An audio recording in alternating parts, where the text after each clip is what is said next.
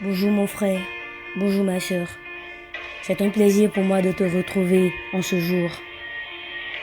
Et en ce matin, j'ai un message pour toi. Un message que j'ai à l'esprit depuis et que je veux te partager, te communiquer. Et j'espère que ce message te fera le plus grand bien. Il est de plus en plus fréquent aujourd'hui, dans notre monde actuel, de voir combien de jeunes qui sont venus à Christ et qui donnent l'impression que lorsqu'on vient à Christ, alors on doit devenir médiocre dans sa vie. Oui, nous avons des exemples de jeunes autour de nous qui étaient des surdoués, mais dès qu'ils ont rencontré le Seigneur, ils pensaient que cela voudrait dire abandonne les études, abandonne ton travail, deviens médiocre dans ce que tu fais et suis Jésus. Mon frère, ma soeur, je veux te dire que c'est contraire à la Bible ce que tu fais. Cette pensée-là, elle ne vient pas de Christ. Lorsque nous parcourons les Saintes Écritures et que nous sommes aidés par le Saint-Esprit qui nous révèle ce que Christ a fait, nous voyons combien de fois Christ était un bâtisseur. Christ était un leader. Christ avait une vision. Christ a marqué sa génération. Et aujourd'hui, lorsque nous regardons dans les sciences, même dans les livres d'histoire et autres, nous voyons combien ce Jésus est connu, même par les athées.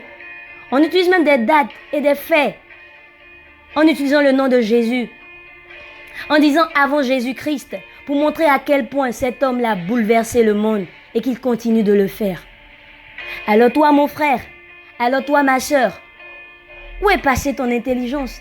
Ou veux-tu me dire que depuis que tu es venu au Seigneur, ton intelligence a diminué ou ta créativité a diminué? Non, arrêtons, voyons. Voyons ce que la Bible nous dit.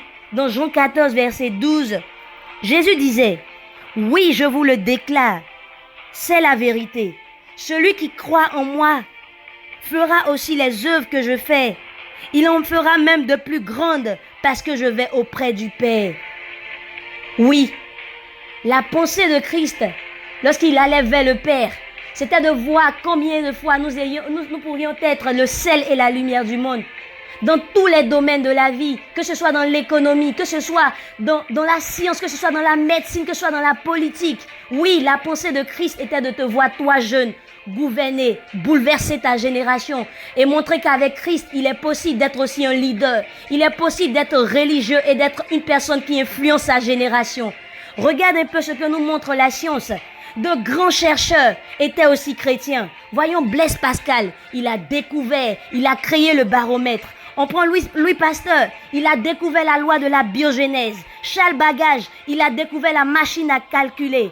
Michael Faraday, il a créé le générateur électrique.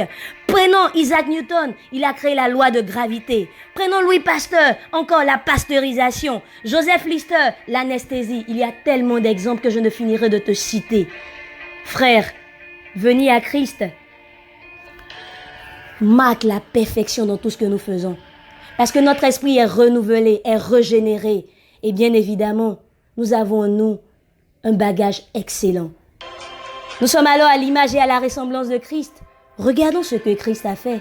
Regardons ce que Christ a fait. Et voyons à quel modèle nous devons ressembler. Être chrétien, c'est la plus belle chose qui peut arriver à un être humain. Allez, passe une très bonne journée.